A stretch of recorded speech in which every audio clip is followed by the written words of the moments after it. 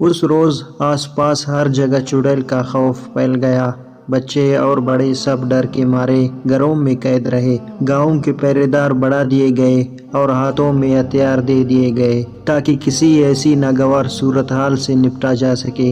زندہ بستیوں کی زندگیوں کے ساتھ ساتھ لوگوں کو قبرستان میں رکھے پیاروں کی قبروں کے لیے بھی پریشانی ہونے لگے، مگر اس سے بھی زیادہ پریشان وہ لوگ تھے جو 1-2 دن پہلے اپنے پیاروں کو سپرد خاک کر کے آئے تھے، کیونکہ اکثر چڑیلیں آدم خور بھی ہوتی ہے اور ویسے بھی شیطانوں کی ملکہ چاندنی تو خون کی پیاسی تھی اور اپنی بھوک اور پیاس مٹانے کے لیے کسی زندہ یا مردہ بشر کو درندگی کا نشانہ بنا سکتی تھی۔ یہ سوچ کر پولیس کو بھی اطلاع کر دیا گیا۔ ساتھ بستیوں اور قبرستانوں کے لیے بہادر پہرے دار رکھ دیے گئے۔ اسی روز فیروز، افضل، اکرم اور سہیل جنگل سے جڑی بوٹیاں حاصل کرنے کے لیے ایک گھنے جنگل میں پہنچ گئے۔ جنگل کی دور ہونے کی باعث جنگل پہنچتے پہنچتے مغرب کا وقت ہو گیا۔ جنگل میں آنے کے بعد کوئی موزون جگہ ڈھونڈنے اور خیمہ وغیرہ لگا کر فارغ ہونے میں ہی انہیں رات کے 9 بج گئے۔ یار افضل، بھوک لگ رہی ہے، ہم نے جو راستے سے گوشت لیا تھا ان بوٹیوں کو کوئلوں پر پکا تو لو تاکہ کچھ پیٹ پوجا کی جا سکے۔ سہیل بھوک پر قابو نہ رکھتے ہوئے بول پڑا۔ سوکھی لکڑیاں جمع کی گئی اور انہیں جلا کر کوئلہ تیار کر لیا گیا۔ فیروز، جو کچھ زیادہ ہی ڈرپوک تھا، جسے باقی دوست آسیب اور جنگلی جانوروں سے ڈرا رہے تھے، یار اکرم، فرض کرو کہ ہم اس وقت یہاں بیٹھے ہیں اور دور کہیں سے کوئی ڈائن آ جائے جس کے پاؤں الٹے ہوں اور آ کر ہم میں سے کسی ایک کی خون کی طلب کرے تو وہ ایک لقمہ اجل بننے والا شخص یقیناً فیروز ہی ہوگا۔ ہاں، فیروز تو واقعی ہی ڈر رہا تھا، لیکن ڈر کو چھپاتے ہوئے پھر ہنسنے لگا اور جوابی کارروائی میں افضل پر طنز کا تیر چلانے لگا۔ چڑیل تو مجھے لقمہ اجل بنا دیتی، لیکن افضل میاں جو ہوس کے پجاری ہے سے پھنس جاتی، کیونکہ افضل صاحب جس کو کبھی کوئی لڑکی منہ نہ لگاتی سو چڑیل کا ہاتھ پکڑ کر کہتے، چلو جان من، خیمے میں چلتے ہیں، سہاگ رات منائیں۔ پٹیمو، طنز کا تیر فیروز کی کمان سے نکلا اور ان چاروں کے دلوں پر جا لگا۔ جنگل میں چاروں کی ہنسنے کی آوازیں دور دور تک جا رہی تھی۔ واٹ لگ گئی بھئی افضل کی تو۔ سہیل بھی بول پڑا، ارے یار پک گئی ہے بوٹیاں، جلدی سے نکالو انہیں۔ اکرم اچانک سے بوٹیوں کو دیکھتے ہوئے بولنے لگا جو اب پوری طرح پک چکی تھی۔ جیسے ہی افضل نے بوٹیاں کوئلوں پر سے اتار کر رکھے تو کسی کے آنے کی آہٹ نے سب کو چونکا کر رکھ دیا۔ سب کی نظر خیمے کی طرف اٹھی تو کیا دیکھتے ہیں کہ ایک لڑکی خیمے کے پہلو میں کھڑی ہے، لیکن مسلسل کسی چیز کو گور رہی ہے۔ سب کا ڈر اس وقت زیادہ بڑھ گیا جب ان کی نظر لڑکی کی دانتوں پر پڑی جو لہو سے سرخ دکھائی دے رہے تھے۔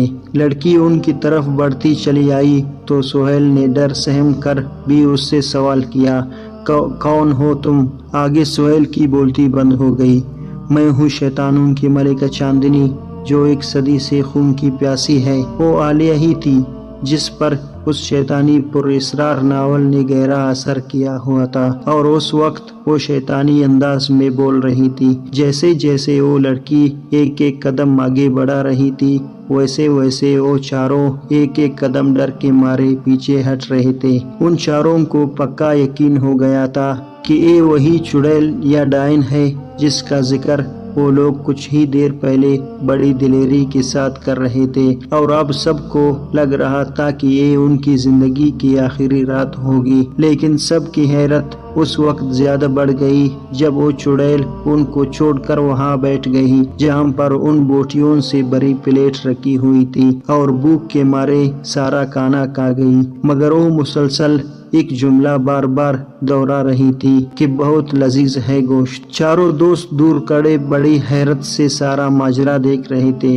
وہ دیکھو یار، اس کی پاؤں الٹے نہیں ہے، مطلب یہ کوئی چڑیل یا ڈائن نہیں بلکہ کوئی نفسیاتی علیل لڑکی لگتی ہے جو کافی دنوں سے بھوکی دکھائی دیتی ہے۔ افضل نے دور سے دیکھ کر تجزیہ کیا، جو کہ بالکل درست تھا۔ فیروز اب بھی ڈر کے مارے کانپ رہا تھا۔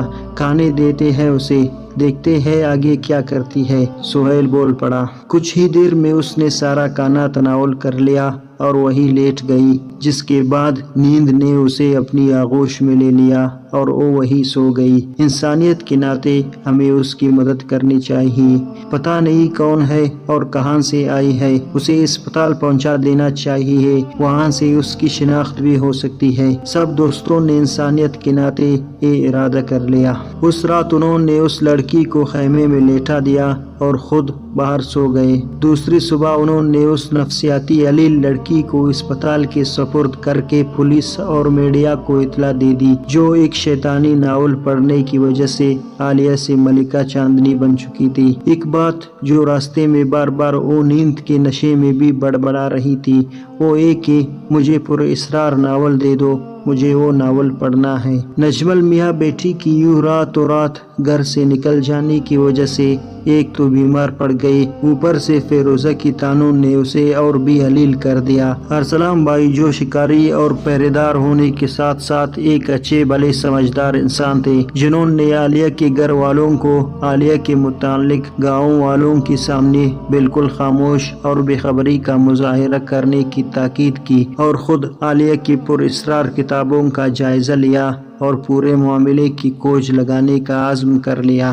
فیروزہ سے ابتدائی پوچھ تاچھ سے پتہ چلا کہ اس روز عالیہ شہر کی کسی لائبریری سے وہ کتاب اٹھا کر آئی تھی۔ اب اپنے تجزیے اور عقل کے مطابق ارسلان نے اندازہ لگایا کہ جس طرح اس رات اس نے جس لڑکی کے ہاتھوں میں جو کتاب دیکھی وہ زبو حال کتاب تھی، جس کا آخری والا جلد پٹا ہوا تھا، تو اس حوالے سے ضرور کسی ایسی لائبریری سے اٹھائی ہوئی کتاب ہوگی جو یا تو سالوں سے بند ہوگی یا پھر کسی ایسی کتب خانے سے جہاں پر کتابوں کا کوئی نگہبان نہیں ہے۔ ارسلان شہر روانہ ہوا اور ایک ایسی کتب خانے پہنچا جو سالوں سے بند پڑا تھا، مگر باہر ایک بوڑھا شخص چارپائی پر لیٹا تھا۔ پتہ کرنے پر معلوم ہوا کہ وہ بوڑھا شخص اس کتب خانے کی عمارت کا چوکیدار تھا۔ جب ارسلان نے عالیہ کی خد و خال بتائی اور پوچھا کہ کیا ایسی کوئی لڑکی آئی ہے، تو چوکیدار سے معلوم ہوا کہ کچھ روز پہلے ایسی ہی ایک لڑکی آئی تھی، جس نے لائبریری کو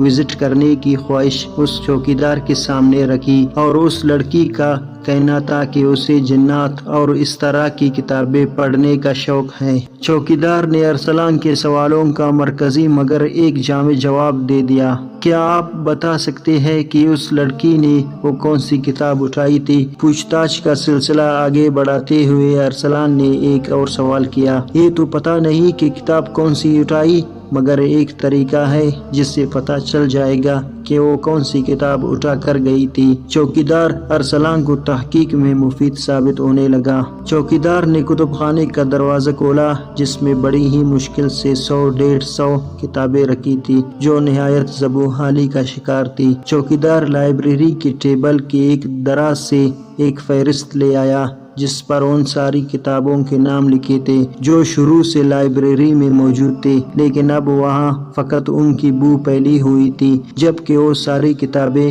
کہیں غائب تھیں۔ مگر لسٹ کے عین آخر میں ان 170 کتابوں کی فہرست بھی لکھی ہوئی تھی، جن کا وجود ابھی باقی تھا۔ اب ارسلان نے ان کتابوں کو ایک ایک کر کے دیکھنا شروع کر دیا۔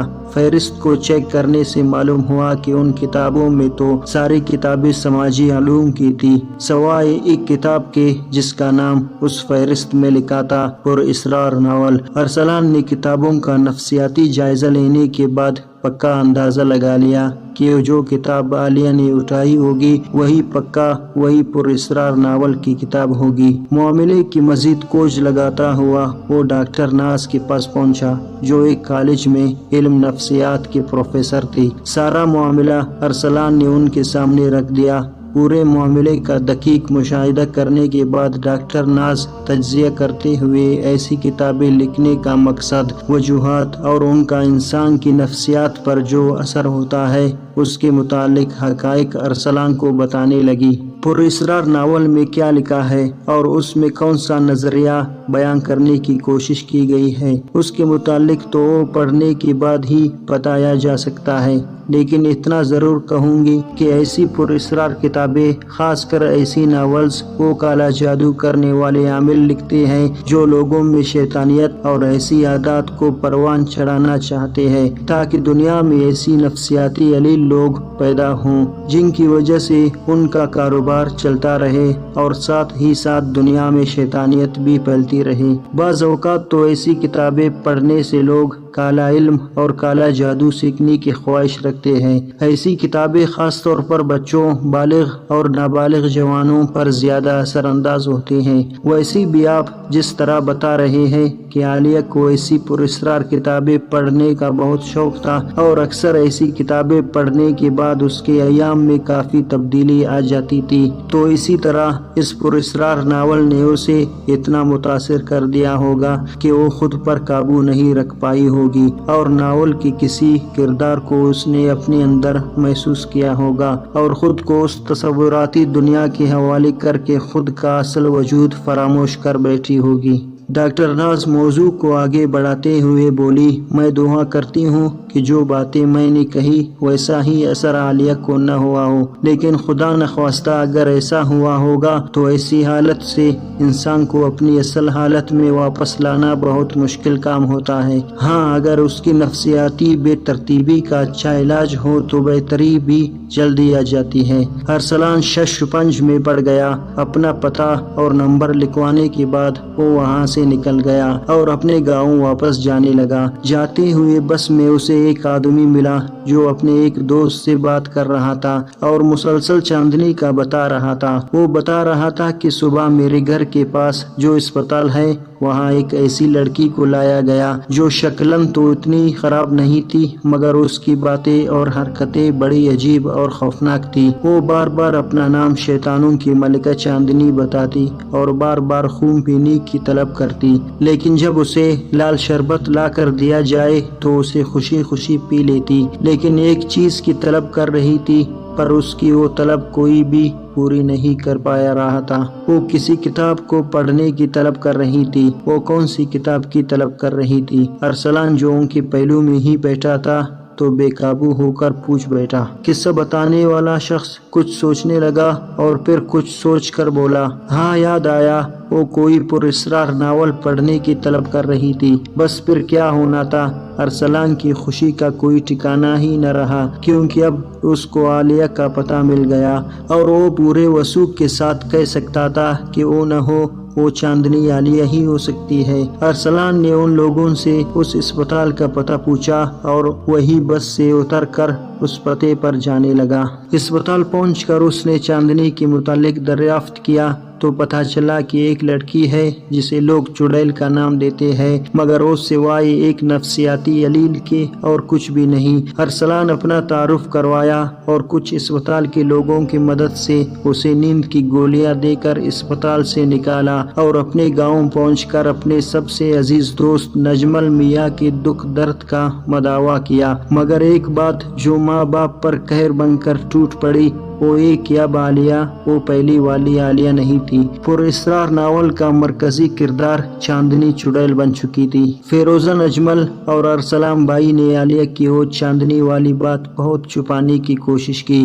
مگر ایک دن کے بعد ہی جب BBC لندن نظیرہ کو حقیقت کا علم ہوا تو اس نے بات کو جنگل کی آگ کی طرح پھیلا دیا کہ چاندنی چڑیل اور کوئی نہیں بلکہ فیروزہ کی بیٹی عالیہ ہی ہے۔ وہ بات ان کے لیے اس قدر باعث رسوائی بنی کہ ارسلان بھائی کی مدد سے وہ رات گاؤں کو خیربات کہہ کر شہر چلے گئے جہاں انہوں نے عالیہ کی نفسیاتی مرض کا علاج بھی کروانا تھا۔ دوسری صبح گاؤں میں فقط ایک بات گردش کر رہی تھی کہ چاندنی چڑیل اپنی ماں باپ کو ہی نگل گئی۔ کچھ ہی عرصہ گزرا کہ وہ بات بھی خاموش ہو گئی تو چڑیل کا ڈر بھی لوگوں کے دلوں سے نکل گیا۔ ڈر تھا تو فقط گاؤں کے پہرے دار ارسلان بھائی کو، کیونکہ وہ پراسرار ناول اب بھی کہیں نہ کہیں موجود موجود تھی اور انہیں ڈر اس بات کا تھا کہ اگر وہ کتاب دوبارہ کسی لڑکی کے ہاتھ لگ گئی تو پھر سے کوئی معصوم چاندنی چڑیل کا روپ دھار سکتی ہے۔